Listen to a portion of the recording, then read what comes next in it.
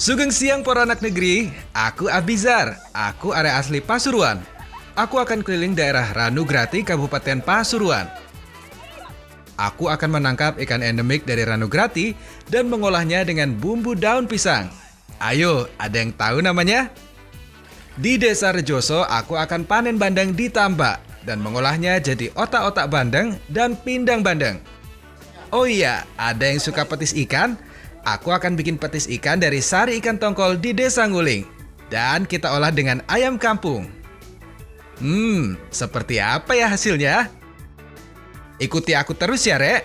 Tetap di Jejak Anak Negeri Trans 7, karena alam memberi banyak manfaat.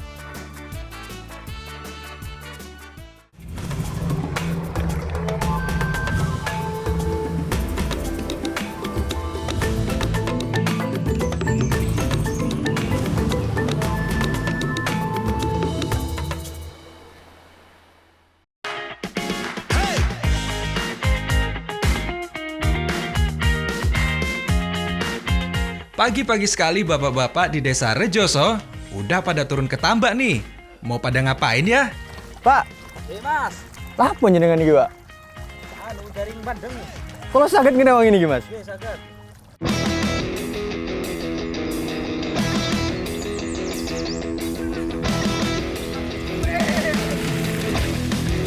Kawasan Rejoso memang terkenal sebagai area tambak bandeng. Hampir tiap hari ada panen bandeng di sini. Untuk memanen bandeng harus dilakukan pagi hari. Sekitar pukul 6 harus sudah mulai untuk tebar jaring. Ini adalah panen bandeng total, di mana seluruh bandeng yang berada di tambak ini harus diambil.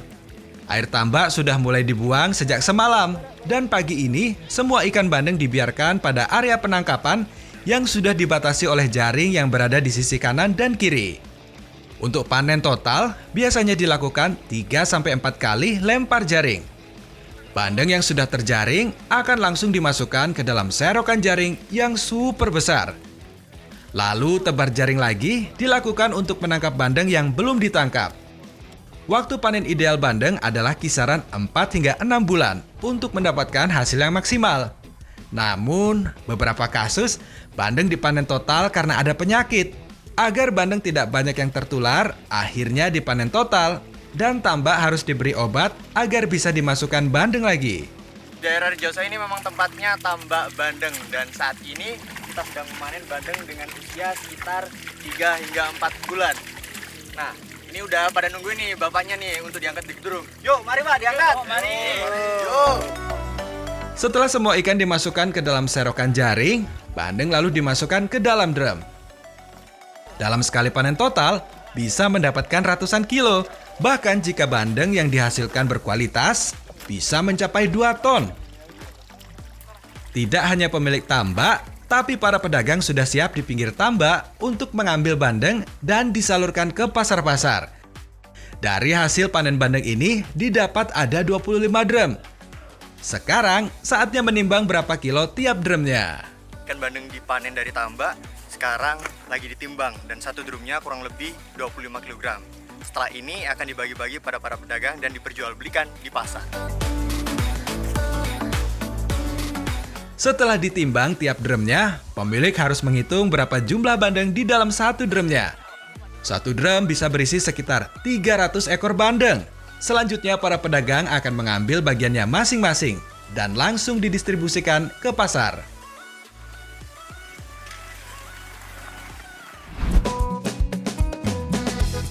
Capek juga Rek aku panen bandeng.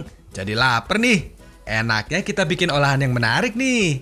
Jadi sekarang saya bersama Ibu Ilyas dan juga Bu Yayu sedang memasak otak-otak bandeng. Dan saat ini sekarang saya sedang mengeluarkan daging dari ikan bandengnya. Untuk membuat otak-otak bandeng, yang paling utama adalah mengeluarkan dagingnya tanpa harus merusak kulitnya. Untuk mengeluarkan daging bandeng, ada teknik dan cara tersendiri agar tulang-tulangnya bisa bersih dan kulitnya tidak rusak. Putus duri bagian ekor terlebih dahulu, baru tarik durinya melalui insang. Tarik perlahan agar kulitnya tidak rusak. Setelah durinya dicabut, baru dagingnya dikeluarkan. Dengan contoh yang diberikan Ibu Ilyas, akhirnya aku bisa mengeluarkan duri bandeng dan mengeluarkan isinya. Sementara itu Ibu Yayu menghaluskan bumbu seperti bawang merah, bawang putih, cabai merah, lengkuas, kunyit, garam dan gula. Pun sedaya niki Bu, ya napa malih? Ampun. Nggih, nggih. Gongso nang pajan. Gongso mawon. Oke. Monggo, monggo. Mantep niki.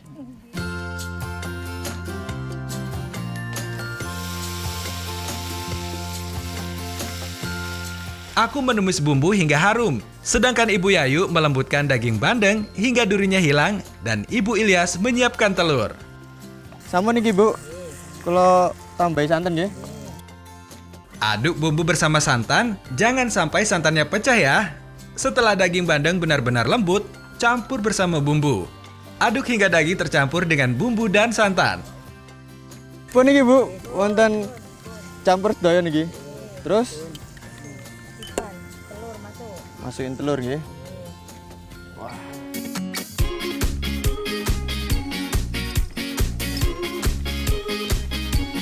Aduk telur hingga jadi adonan untuk otak-otak ya. Kalau sudah menyatu, angkat adonan dan masukkan ke dalam badan ikan bandeng. Masukkan adonan perlahan agar badan bandeng tidak rusak. Setelah adonan dimasukkan, badan ikan bandeng akan kembali gemuk.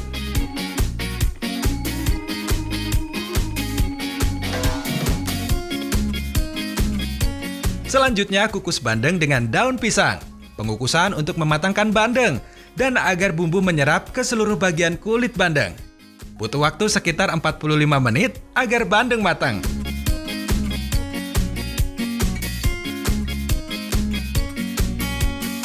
Selanjutnya, potong menjadi 3 bagian. Terakhir, celupkan bandeng ke dalam telur, lalu goreng hingga warna keemasan. Ya napa Bu Yayu? Sip napa mboten niki? Sip nggih. Ditos nggih.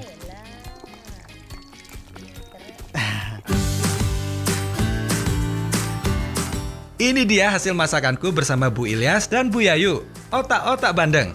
Meski panjang dan rumit cara membuatnya, namun hasilnya bagus kan?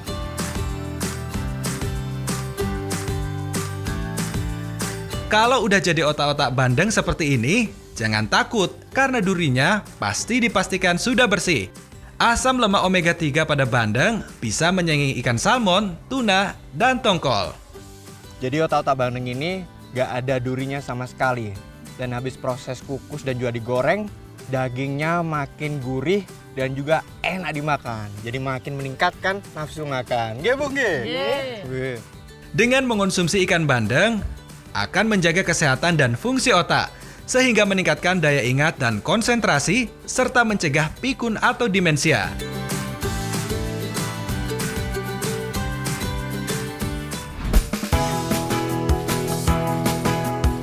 Sekarang aku mau mengolah bandeng dengan belimbing wuluh dan memiliki rasa segar. Kalau masyarakat Ranograti lebih sering menyebut masakan ini pindang bandeng. Bu niki kula ngrewangin apa nggih? Iki bandengnya dipotong. Dipotong. Oh nggih, siap. Dikali nggih.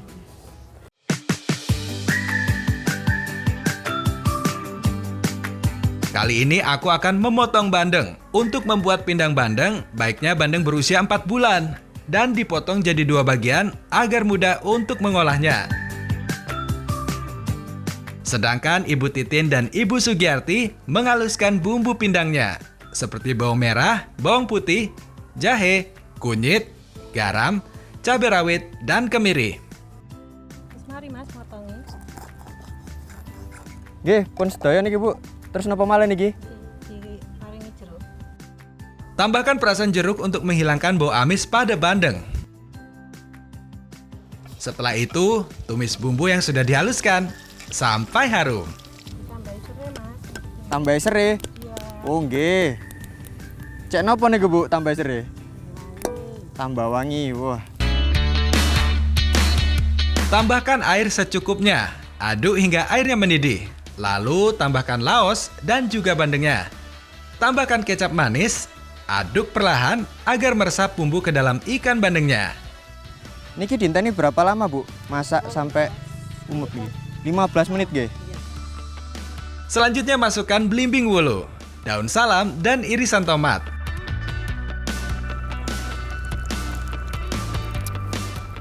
Suwet. sedep nih Gi, sedep Bu. Kalau airnya sudah berkurang, artinya pindang bandeng sudah matang dan siap untuk disantap.